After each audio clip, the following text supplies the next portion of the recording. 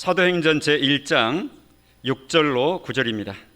그들이 모였을 때에 예수께 여쭈어 이르되 주께서 이스라엘 나라를 회복하심이 이때니까 하니 이르시되 때와 시기는 아버지께서 자기의 권한에 두셨으니 너희가 알 바 아니요 오직 성령이 너희에게 임하시면 너희가 권능을 받고 예루살렘과 온 유대와 사마리아와 땅끝까지 이르러 내 증인이 되리라 하시니라.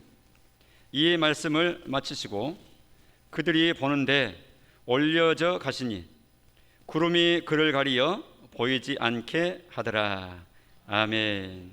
우리는 지금 이 사도신경의 내용을 이렇게 살피고 있습니다. 어떤 믿음이 좋은 믿음이냐 할 때 성경대로 믿는 게 제대로 된 믿음이고 좋은 믿음입니다. 이 말이 맞습니까? 예, 지극히 맞는 말이죠. 성경대로 믿는 거예요. 성경에서 벗어나는 것 안 믿고, 성경에서 없는 것 더하지 않고, 있는 것 빼지 않고 성경대로입니다.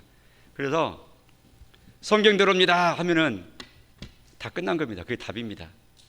그런데 심지어 잘못된 분들, 이단이라 이렇게 이 꼬리표를 붙임받은 그 사람들조차도 우리야말로 성경대로 합니다. 이렇게 말을 합니다. 그리고 실제로 성경 구절을 막 넘겨가면서 어디 몇 장 몇 절을 보니까 이게 돼 있잖아요. 이렇게 하면서 말이죠. 성경이 제대로 이 그물처럼 정확히 내 마음 가운데 있지 않는 나에게 성경을 여기저기 뚜적여 가면서 여기는 이렇고 이거 이렇고 그러니까 이렇습니다 그러면은 할 말이 없는 거예요. 성경대로 하니까. 성경대로. 그럼 그게 성경대로 한 것인가? 그렇지 않다 그 말이죠.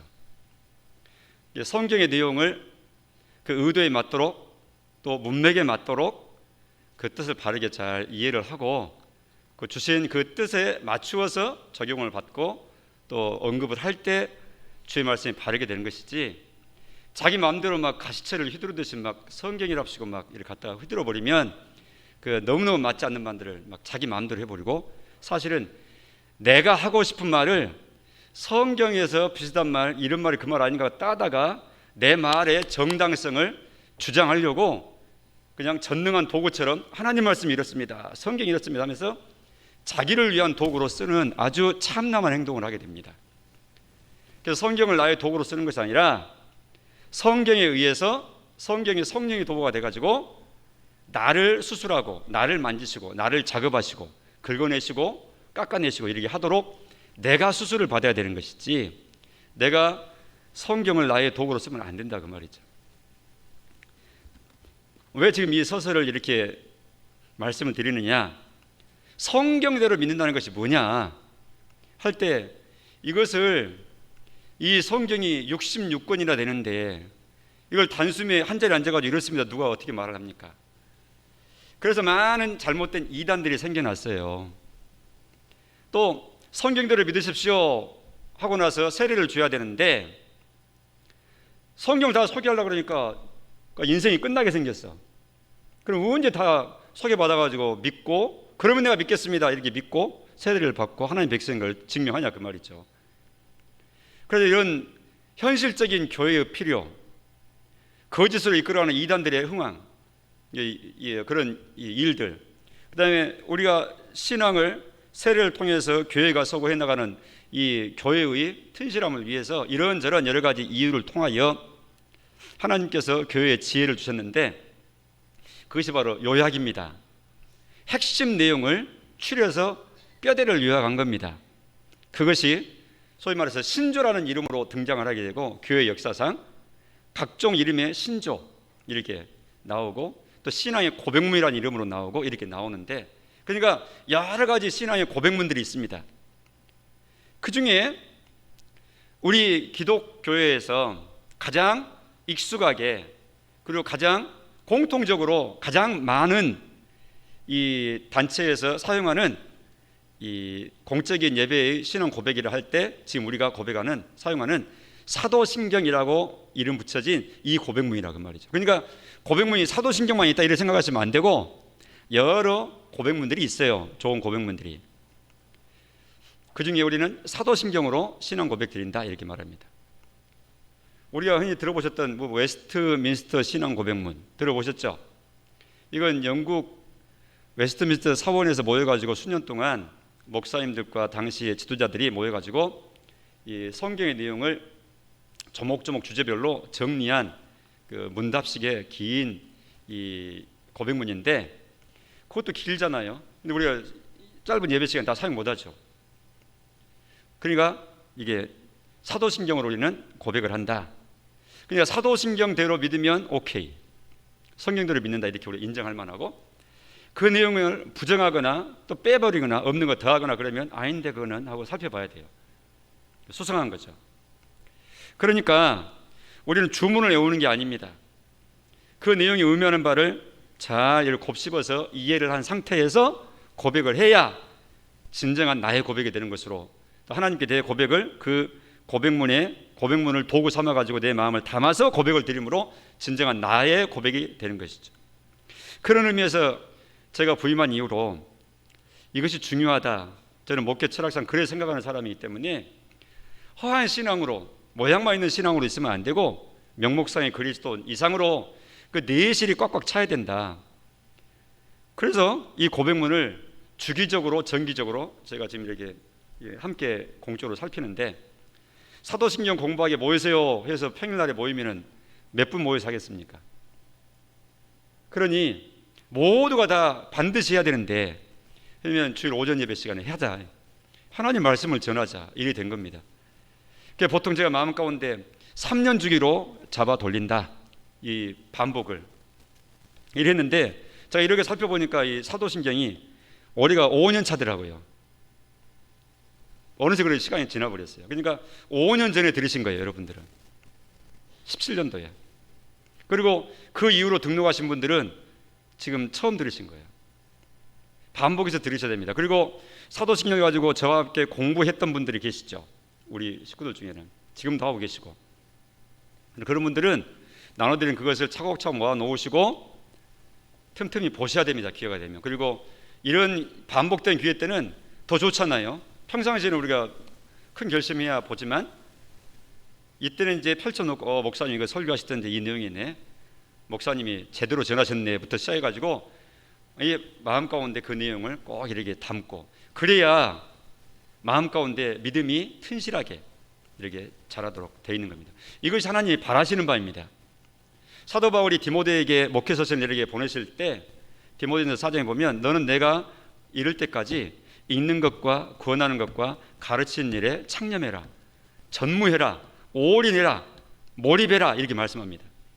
그래서 사역자는 그 일을 해야 되고 교회는 그 일에 적용을 받아야 돼요. 열심히 성경을 읽으셔야 되고, 구원을 받아야 되고, 즉 설교를 드려야 되고, 또 가르침을 받아야 되고, 즉 공부를 해야 되고 한다 그 말이죠. 드라마가 재밌고 스포츠가 재밌고 동호회가 재밌고 친구 만나면 재밌고, 이 많은 시간을 일주일 내내 보내는데 일주일 시간 중에 사실은 내 이 하나님 말씀을 위해서 내가 구분할 시간을 생각해 보면 얼마나 죄송스럽습니까? 저는 사역자니까 저의 일이니까 그렇게 하지만 성도분들의 삶은 그게 쉽지가 않아요, 마음 안정하면. 그러니까 이건 반드시 구분하셔야 됩니다. 그래야 성장합니다. 일주일에 한 번 들어가지고는 이게 상당히 어렵습니다. 그래서 경건한 삶을 사셔야 돼요. 구별된 시간을. 주변의 얘기니까 길게 갈 길은 아니고, 자, 오늘 그래서 우리 지금 봤습니다. 오늘 부분은 예수님에 대한 고백 중에서 하늘에 오르사 전능하신 하나님 우편에 앉아 계시다가 라고 하는 그 대목입니다. 이건 한마디로 말하면 예수님의 승천을 두고 하는 말입니다. 제목에 밝혔죠? 예수님의 승천. 승천이란 말은 하늘에 오르신다는 말입니다. 하늘이란 말은 성경에서 아주 전통적인 히브리 민족들, 선민들의 관점에서는 하나님의 처소로 이렇게 생각을 해요. 그러니까 하나님의 처소로 올리셨다는 뜻이죠. 실제 그 복음서를 통해서 또 사도행전을 통해서 예수님의 승천 장면을 종합해 보면 어디에서 승천하셨나? 그러면 감람산에서. 그 현장에 누가 있었나? 그러면 500여 명 정도의 그런 당시에 예수님을 따랐던 무리들이. 그래서 500여 형제가 일시에 같이 승천하신 것을 부활하신 주님을 보았죠. 그런 식으로. 올라가실 때 어떻게 됐나? 올라가시더니 점점 사라지셔가지고 이격되고 떨어져 가시고 구름이 가려서 보이지 않게 하셨다. 구름을 타고 손오공처럼 뭐 날아다니고 그러신 거 아니고 구름이 가렸다는 거예요. 이때 그 구름은 자연 구름이 아닙니다. 성경에 하나님의 현현이 나타날 때마다 항상 구름을 말씀하세요. 시내산에 하나님 임하실 때 시내산에 자욱한 구름으로 가리십니다.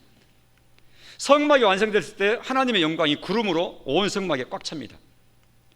나중에 솔로몬이 성전을 예루살렘에 건축을 하고 봉헌식을 할 때 성전 안에 구름이 꽉 찹니다. 이런 예배당을 전하는데 어떻게 구름이 여기 가득 담아 이 구름이 가득 담길 수 있냐 그 말이죠. 저 하늘에 있는 구름이. 그게 아니고 하나님의 현현, 하나님의 나타나심을 하나님께서는 항상 영광의 구름으로 이렇게. 그래서 제가 셰키나라고 말씀을 드렸죠. 셰키나 그렇게 말을 해요. 그래서 구름이에요. 여기 지금 오늘 본문의 9절에 그들이 보는데 올려져 가셨다. 아주 피동적이죠. 올려져 가신 거예요. 이격돼 가는 거예요. 그들로부터 점점 멀어져 가신 거예요. 그런데 구름이 그를 가리어 보이지 않게 하더라. 이 구름은 바로 이 셰키나의 영광의 구름을 두고 하는 말이에요. 예수님이 물리적으로 저 스페이스, 저 파란 하늘을 이렇게 볼 때 둥둥둥 떠서 계속 가시면 어디로 가시겠어요? 저 우주 끝에 가고 가겠어요? 몇백억 광년 동안 간다는데, 우주가 넓다는데 어디로 가시겠어요 예수님이? 그러니까 우리가 그런 부분을 생각을 할 때 차원이 다른 세계로 하나님께서는, 예수님께서는 이 자신을 장소로 옮기신 겁니다. 물리적인 세계, 이런 햇빛이 비치고 바람이 불고 이 땅이 있고 뭐 우리가 숨을 쉬고 이런 우리가 사는 하나님 창조하신 1차 창조의 세계 속에서 이 피조물의 모습으로, 사람의 모습으로 함께 하셨던 예수님께서 하나님의 본래의 그런 영광의 보좌에 오르신 거죠. 그것은 물리적인 세계가 아니기 때문에 말씀드렸듯이 저 파란 하늘 멀리 막 인공위성 타고 막 가고 하는 그런 세계로 옮겨가신 걸로 생각하시면 안 된다 그 말이죠. 다른 차원의 말이에요. 당시의 사람들이 볼 때 육안을 가지고 보는 사람들 눈에 올려져 하늘로 가시는구나 하는 이런 시각적인 그런 모습을 보여주심으로 하늘에 승천하신 것을, 하나님의 자리에 오르신 것을 보이시는 그 시각 범위 내에서 보이는 범위만큼 그렇게 행하신 것이지 계속해서 뭐 우주로 가신 거 아니라 그 말이죠.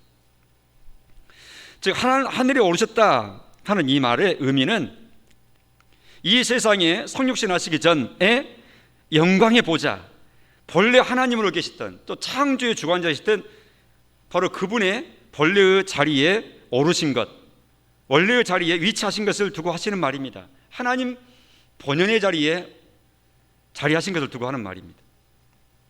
여기서 특별히 하나님 우편에 앉으셨다 이렇게 표현해요. 하나님의 우편. 우편이라는 말은 우리가 여러 차례 소개했듯이 명예의 자리요, 영광이요, 통치요, 주관하는 주관의 자리인 것을 의미합니다. 그래서 성경에서는 우편 사상, 오른쪽 사상을 항상 말씀한다고 그랬죠. 다윗이 시편에서 고백을 할 때 주께서 내 우편에 계시니 이렇게 고백해요. 다윗의 우편에, 오른편에 하나님이 계시다고. 오른편이 뭐 하는 자리라고요? 주관하는 자리, 보호하는 자리, 통치하는 자리, 다스리는 자리. 우편이 그런 쪽이에요. 오른쪽이. 주의 오른손이 나를 붙잡으시고, 하나님의 오른손이에요. 왼손이란 말 안 해요. 지금 예수님이 하나님 우편에 앉으셨다 그 말은 통치의 자리에, 다스리는 자리에, 영광의 자리에, 주관하시는 자리에 오르셨다 하는 이 뜻이다 그 말입니다.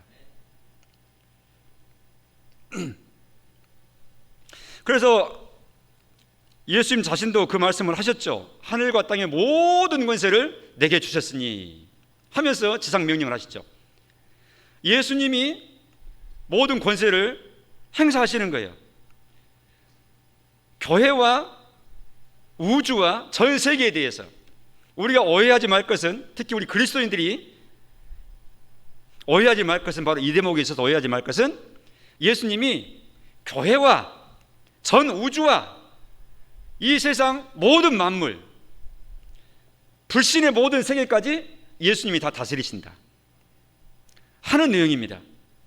우리는 예수님 믿으니까 예수님 우리를 다스리시고 대부분의 사람들은 예수님도 안 믿고, 공산주의 하는 데는 예수님 핍박하고, 이슬람이 다스리는 저 아라비아는 또 예수님 믿으면 다 추방하고 이런다는데, 거기는 어떻게 예수님 못 다스리겠구만. 그렇지 않습니다. 모든 것을 다 다스리십니다. 그걸 좀 두고 하는 말이에요. 다니엘서 7장 13절 14절의 예언의 성취입니다. 이것은 다니엘 7장, 다니엘이 환상 가운데 보았던 그 내용을 보면, 같이 읽어보겠습니다. 시작. 내가 또 밤 환상 중에 보니 인자 같은 이가 누구냐면 예수님을 두고 하는 말이에요. 시작. 하늘 구름을 타고 와서 옛적부터 항상 계신 이에게 나아가고, 누굽니까? 하나님 아버지 두고 하는 말이에요. 옛적부터 항상 계신 이, 성부를 두고 하는 말입니다. 나아가 그 앞으로 인도되매. 14절 시작. 그에게, 즉 예수님께 권세와 영광과 나라를 주고, 누가 주신 거예요? 하나님 아버지께서 예수님께 다 임하신 거예요. 하나님이 다스리시는데 예수님을 통해서 다스리시는 거예요. 그 다음 시작. 모든 백성과 나라들과 다른 언어를 말하는 모든 자들이 그를 섬기게 하였으니 그의 권세는 소멸되지 아니하는 영원한 권세요 그의 나라는 멸망하지 아니할 것이니라.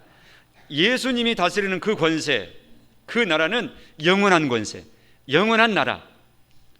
모든 백성, 모든 나라, 모든 언어를 다 다스리는, 그 앞에 다 굴복하는 거예요.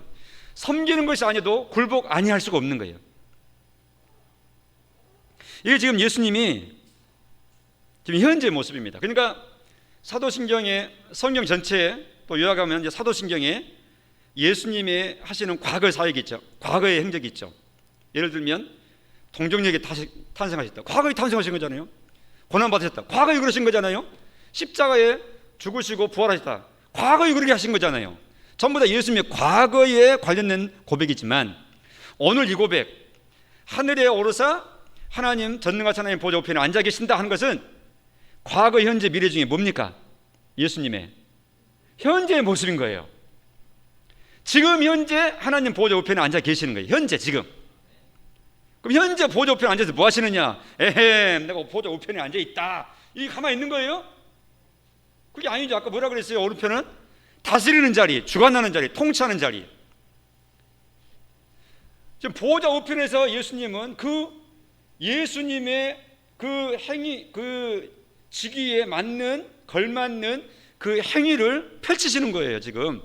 지금 다스리시는 거예요. 지금. 그래서 우리 개인으로 볼 때 한 사람 한 사람이 태어난 것 자체가 이 말씀의 근거에서 해석을 하고 바라볼 때, 내가 그날 그 시에 태어난 것은 뭐 사주팔자가 그렇게 된 게 아니라 하나님이 그때 그 시간에 나를 보내신 거예요. 그 부모 아래에서 그 땅에, 그 시대에. 이것이 바로 예수님의 통치입니다. 심지어는 짐승 새끼도 하나님이 보내신 거예요. 그 어미에게 태에 잉태되게 하는 하나님의 창조 사역을 지금 계속 연장해서 하시는 거예요. 처음에 만들어 놓고 놔두신 게 아니라, 법칙에 맡겨놓고 무관심하는 게 아니라, 처음에 그러한 기본 장치를 다 펼치셔서 창조하시고 세팅하셨지만, 그 이후에 계속 생명이 탄생되게 하는 거예요. 사람 생명이든지 짐승의 생명이든지, 아니면 식물의 생명이 사시사철 따라서 다시 또 펼치고 열매 맺고 또 이렇게 순환되듯이, 이 모든 것은 우리 주님이 우주 만물과 인생사를 다 주관하시고 다스리시는 보존의 사역을 지금 하고 계시는 그 덕택에 우리가 혜택을 받으면서 살아가는 거예요. 그냥 우연히 법칙이 진행되는 게 아니라 만드신 하나님, 그리고 보존하시는 하나님, 나중에 전부 다 심판하시고 재편하실 그런 하나님의 그 능력으로 지금 오른편에서 그 일을 하시는 거예요. 우편에 앉으실 때. 지금 그걸 말씀하는 겁니다. 이 내용을 하나님을 믿지도 않는 사람들이 그 관심이나 두겠어요? 그러니까 아예 무지하죠. 그런 내용에 대해서. 그러니까 그 모른다고 그분들한테 답답해 할 것도 없어요. 하나님을 모르는 분들이니까. 답답한 건 뭐냐? 답답해 할 건 뭐냐? 그게 아니라, 내가 예수 이름을 믿고 세례를 받고 하나님 아버지라 부르는 난데, 우린데, 그런 내용에 대해서 무관심하고 또 무지하고 관심도 없게 있는 내가 답답한 것이죠. 하나님 보시기에. 그런 하나님이 하시는 일을 바르게 잘 아는 바른 지식 하에서 내 생각이 그에 걸맞는 생각으로 새롭게 개조가 되고 바뀌는 거예요. 이게 하나님이 원하시는 바, 이게 바로 예수 닮는 거예요. 그러니 하나님이 얼마나 기뻐하십니까? 이런 내용을 가르치고 배우는 것을. 지금 영광 받으신 시간입니다. 이처럼 다니엘을 통해서 환상 가운데 미리 말씀하셨던, 예수님 태어나시기 전 거의 500년 전의 사람인데 그때 이미 예언케 하시고 이 예언대로 성취하시는 거예요. 지금 예수님의 승천은. 그럼 하나님 보호조편에서 지금 예수님은 뭐 하시는가 할 때 지금 이미 다스리는 사역한다 이렇게 하셨는데, 조금 더 차림표 있게 설명하자면, 이제 하늘에서 일하시기 때문에 일한다는 건 우리가 사역이라고 그러잖아요. 하늘 사역, 하늘 일 이렇게 하지 않고, 학자들은 그래서 말을 만들어내는 사람이라 그들의 말을 빌어서 말하면 천상 사역 이렇게 말하는 거예요. 예수님의 천상 사역. 예수님의 무슨 사역? 천상 사역. 저를 보세요. 저를 보셔야 조금이라도 잘 들립니다. 눈 감으면 사라져버려요. 안 들리고. 저를 보세요. 예수님의 무슨 사역? 예수님의 천상 사역이에요. 예수님이 3년 동안 공생애 하시면서 땅에서 가르치시고 고치시고 전파하시고, 이건 땅 위에 사셨으니까 무슨 사역이겠어요? 그래요. 예수님의 지상 사역하고 이제 그렇게 하셨고, 지금은 부활 승천에서는 지금은 천상 사역을 하시는 거예요. 재림하실 때까지 계속 사역하시고 계시는 거예요. 근데 사역하신 것도 그냥 아까 얘기할 때 왕 같은 다스리는 역할을 하신다고 했잖아요. 그런데 다스리는 역할을 나왔기 때문에 먼저 그 부분부터 언급을 하면, 예수님 다스릴 때 교회를 통치하신다 그랬죠? 당연한 거고요. 교회를 통치하시다는 건 어떻게 통치하시겠어요? 수단이 뭡니까? 하나님 말씀을 통해서, 주님 말씀을 통해서 통치하시는 거예요. 보통 통치라는 단어를 얘기하면 정치적이기 때문에 우리가 이 땅에서 역사를 배우고 그동안 과거에 어떻게 왕들이 통치했나, 군주들이 통치했나 보잖아요. 지금도 대통령들이 또 권력자들이 어떻게 통치하나 보잖아요. 근데 그동안 이 땅에 이 사람 통치자들이 통치하는 역사를 보거나 지금 현장을 보면 아주 폭군들이잖아요. 그리고 아주 그냥 고집스럽고 자기가 원하는 대로 막 하잖아요. 그래서 손해난 사람도 많고 눈물 흘리는 백성도 많고 억울한 사람도 많고 그러잖아요. 그 지금 대통령이나 과거의 왕들이 통치하는 수단은 뭡니까? 그 권력이 어디서 나옵니까? 군사력에서 나와요. 그 권세에서. 그러니까 말 안 들으면 잡아 가두면 되고, 그러니까 말하고 싶어도 꼼짝 못하고 그냥 예의에 순종해 복종해야 되고, 이런 역사와 이런 현장 속에서 우리가 살다 보니까 예수님이 통치하신다 그러면 막 우리가 오해를 해요. 오해를. 무슨 오해하느냐?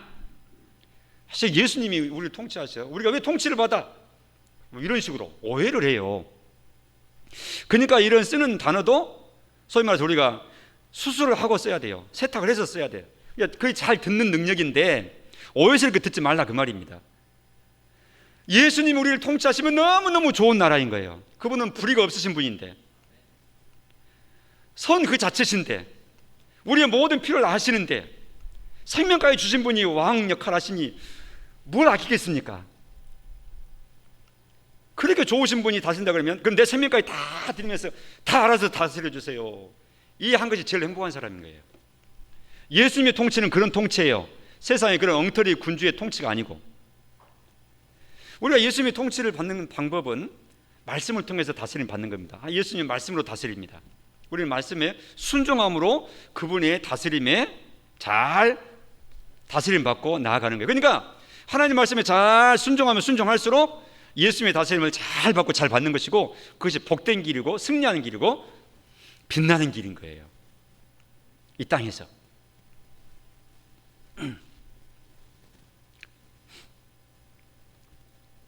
뿐만 아니라 예수님은 다스릴 때 교회만 다스리는 게 아니라 교회는 말씀으로 은혜로 다스리지만 이 세상도 통치하시고 다스리세요. 도대체 어떻게 예수님이 다스리세요? 로마서 13장 다니엘서 2장 21절을 먼저 보겠습니다. 다니엘서 2장 21절을 보면 우리 하나님께서 하시는 일이 나와 있어요. 이렇게 하시는 거예요. 시작. 그는 때와 계절을 바꾸시며 왕들을 폐하시고 왕들을 세우시며 지혜자에게 지혜를 주시고 총명한 자에게 지식을 주시는도다. 그는 누구겠어요? 우리 주님, 하나님 얘기하는 거예요. 하나님께서 때와 계절을 바꾸신다고요. 이제 10월달 되니까 이제 좋잖아요, 생활하기. 이 계절이 돌아가는 것도 하나님께서 하시는 일이에요. 그 다음에 세상 나라를 다스린단 말이에요. 왕들을 폐하시고 왕들을 세우시고 또 필요한 자에게 지혜를 주시고 왕들에게 또 총명 주셔서 이 문화를 발명시키. 어제가 이 무슨 날이었죠? 한글날이었죠. 세종이 한글을 만드셨죠. 총명을 주셔가지고 세종이 만드셨죠. 근데 그리스도인 우리는 그 이상으로 그 이면을 보는 거예요. 하나님 하신 일을 보는 거예요. 그 시점에 그를 통해서 이러한 멋진 한글이라고 하는 이 글자체를 창안할 수 있도록 지혜와 그런 품성과 시대 상황과 뭐 전쟁 막 하고 그러면 자기 아버지처럼 막 이방원처럼 막 안정이 안 돼가지고 뭐 왕자 난 일으키고 말이죠. 이렇게 하면 어떻게 차분하게 연구하겠어요? 근데 이미 다 아버지 때다 그런 거 다 평정하고 이어서 이제 딱 아들이 세종이 이제 임금이 되니까 태평성대 하면서 그런 문화 융성하면서 여러 가지를 발전시키는 거죠. 하나님 주신 은혜였습니다. 과거 역사를 우리는 과거 역사를 하나님의 관점으로 이렇게 보면서 해석을 하는 거예요. 이게 성경의 관점입니다. 이게 믿음의 사람의 역사 해석이죠. 이런 내용을 옛날 국무총리 후보자로 지명됐던 문창극이라고 하는 그 장로님이셨는데 이게 지목되니까 아이고 하나님이 했다고 막 이렇게 막 언론이 얼마나 하나님 관점에서 막 해석을 할 때 그 못 알아듣고 막 이 편협된 사람이라고 뭐 골수 기독교인이라고 하면서 막 결국은 이 총리 못하고 말았잖아요. 세상은 알아들을 기가 없어요. 우리끼리 하는 말이에요. 하나님의 백성들이야 라야 이해하고 알아보는 내용이에요. 이 역사는. 그러나 이것이 진정한 역사죠. 이 세상을 통치하시는 거예요. 거기에 방금 읽었던 다니엘서 2장의 그 내용처럼 왕을 폐하시기도 하시고 왕을 세우시기도 하시고. 제가 최근에 참 흥미롭게 보는 프로가 있어요. 저는 그런 프로는 참 주의 깊게 보는데 관심 있게 보는데 역사 저널 그날이라고 하는 것을 KBS에서 일주일에 한 번씩 해요. 화요일 밤 10시에서 11시까지 1시간 동안 하는데 국사 선생님과 국사 교과 교수들이 나와가지고 열심히 이렇게 과거 역사를 이렇게 설명하시고 하는데 얼마나 재밌는지 몰라. 그러니까 지금 징기스칸 몽골 징기스칸에 대해서 하는데 징기스칸이 몽골 총원에서 일어나가지고 유럽까지 다 평정하고 말이죠. 뭐 인도, 뭐 이란, 뭐 우리 한국, 중국 전체 땅 전부 다 세계에서 가장 큰 대제국을 건설했던 사람이 바로 징기스칸인데 그가 말에서 떨어져 죽어버려요. 그렇게 야망 많던 사람이. 그 아들들이 이제 칸이 돼가지고 또 이제 하고 일하는데 그 모든 역사의 그 움직임들이 마치 전도서 기자가 설명하듯이 불티가 날아서 위로 올라가는 것처럼 연기가 막 규칙 없이 막 흩어지고 막 꼬이고 이렇게 모양을 바뀌는 것처럼 이 세상 역사가. 그런데 하나님이 하신 일이다 그 말이죠. 그런 것들이 하나님이. 그럴 때에 그런 일들을 통해서 하나님은 역사에 필요한 일들을 하고 동서 교류를 시키시고 뭐 혼합을 시키시고 하실 일을 해 나가시는 겁니다. 인생은 자기 욕심껏 정복하고 싶어서 나라 큰 임금 되고 싶어서 자기 욕심 채우러 일하지만 하나님은 그런 인생들의 그 욕심까지라도 다 사용을 하셔가지고 하나님의 역사를 이뤄 나가시는 거예요. 놀라운 하나님의 일하심입니다. 그래서 하나님은 온 세상도 통치하십니다. 로마서 13장 11절의 말씀은 그래서 우리가 유의해서 드려야 됩니다. 같이 읽어보죠. 시작. 각 사람은 위에 있는 권세들에게 복종하라. 권세는 하나님으로부터 나지 않음이 없나니 모든 권세는 다 하나님께서 뭘 다 하나님께서 정하셨다고요? 모든 권세, 대통령, 왕, 세운 이런 것들은 하나님의 허락 없이 되는 건 없는 거예요. 그럼 저 악한 임금은요? 악한 임금이도 악한 자도 악한 때에 가장 적당하게 쓰시려고 악인으로 하여금 다스리는 때를 허락하신다 그랬어요. 악한 그릇으로 쓰는 겁니다. 하나님께서 악한 그릇으로 그냥 허락해 주시는 거예요. 그래서 하나님의 뜻을 이루시는 거예요. 그럼 하나님이 악하네요. 그건 궤변입니다.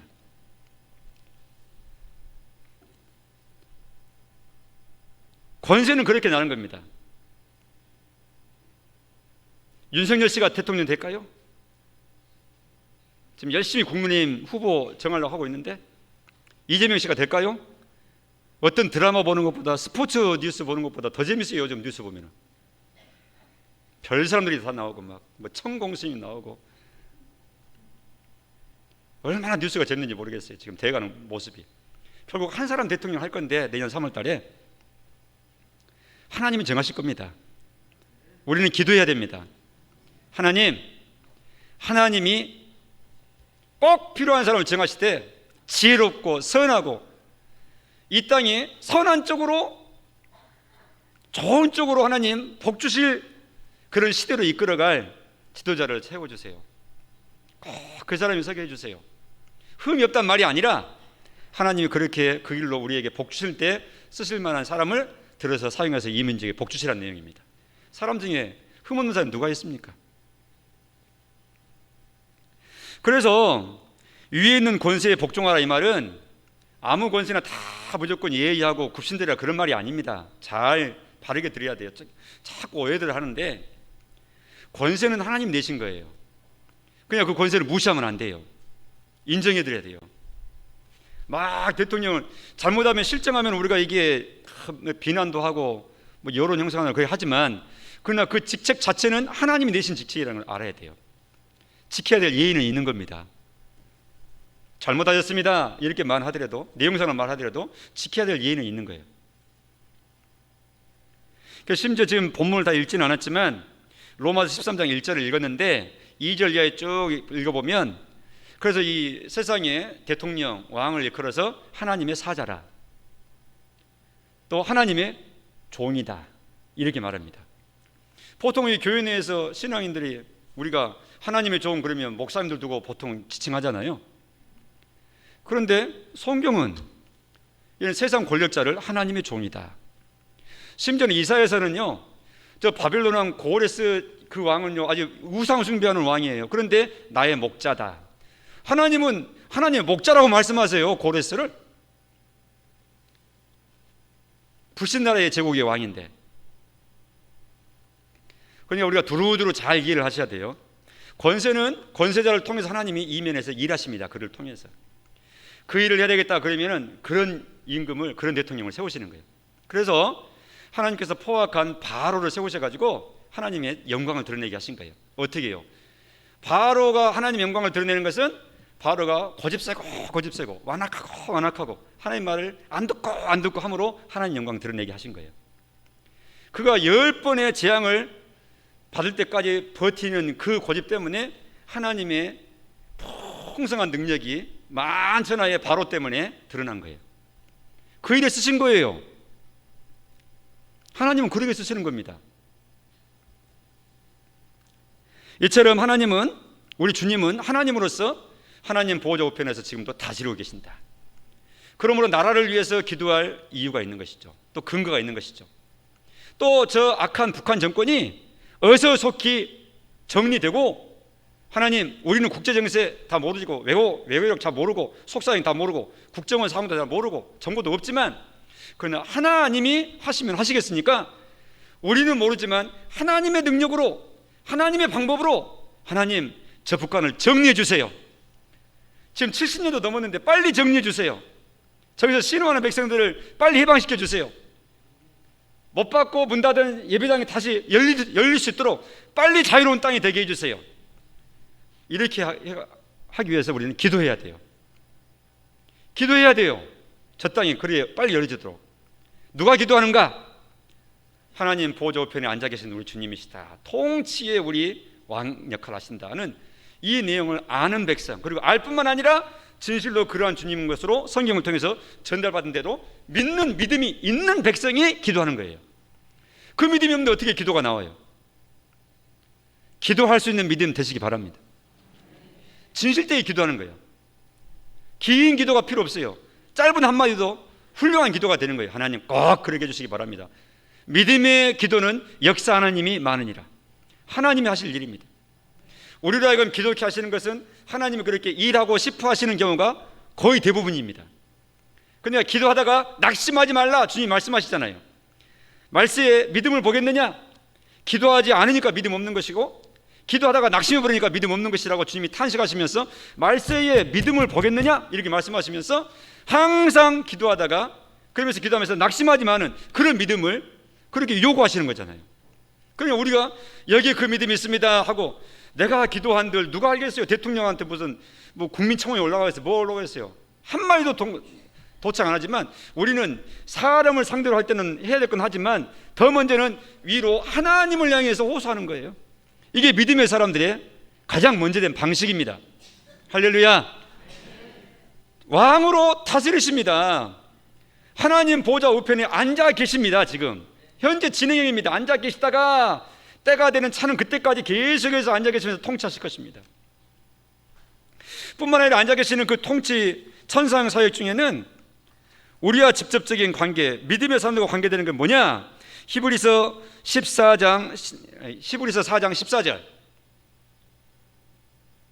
같이 읽어보겠습니다. 시작. 그러므로 우리에게 큰 대제사장이 계시니 승천하시니, 오늘 주제입니다. 곧 하나님의 아들 예수시라. 아멘. 승천하신 우리 예수님께서 우리의 큰 대제사장으로 계신다 그 말이죠. 천상 사역 중에 무슨 사역을 하시느냐? 세상 다스리고 교회 다스리고 한 개인 다스리고 우주 만물 다스리고 우주를 보존하시고 법칙을 통해서 다스리고, 이것뿐만 아니라 구속사적으로는 대제사장의 역할을 지금 영원토록 하시는 거예요. 천상에서. 그러니 우리의 구원이 영원한 겁니다. 우리의 죄용서가 영원한 겁니다. 대제사장이 대속죄에 들어가서 다 제사 지내고 하나님 앞에 다 해결받고 나서 다 이루었다 선포하고 해서 하나님 앞에 죄사함의 선포를 한 것이 대제사장인데, 예수님께서 그러한 대제사장의 역할을 하나님 보좌 우편에서 하나님 아버지를 상대해서 나를 위해서 지금 중간에서 하시는 거예요. 중보자의 사역, 대제사장의 사역을 예수님이 흔들림 없이 바뀌지 않고 그 자리가 갈리지 않고 영원히 하시기 때문에 우리의 죄 용서와 죄 덮어버리심은 영원한 효력이 있는 것입니다. 할렐루야. 근데 한 번 용서받은 거 영원한 용서예요. 부분 용서가 아니에요. 완전한 용서예요. 같은 죄를 가지고 또 얘기하고 또 얘기하고, 그 믿음이 없어서 내가 불안해서 내가 그렇게 하는 것이지, 하나님은 단번에 처리하신 거예요. 로마서 8장 34절에도 동일한 대제사장의 사역을 말씀합니다. 죽으실 뿐만 아니라 다시 살아나신 일은 그리스도 예수시니 그는, 그 다음 부분 우리가 신앙 고백하는 거죠. 하나님 우편에 계신 자요, 뭐 하십니까? 우리를 위하여, 그렇습니다. 우리를 위하여 간구하신다고요. 내가 저 곽영신, 죄인 곽영신을 위해서 내가 값을 다 치렀습니다 하나님. 그래서 곽영신은 무죄입니다. 대제사장을 나를 위한 간구, 영원한 간구죠. 확신하시기 바랍니다.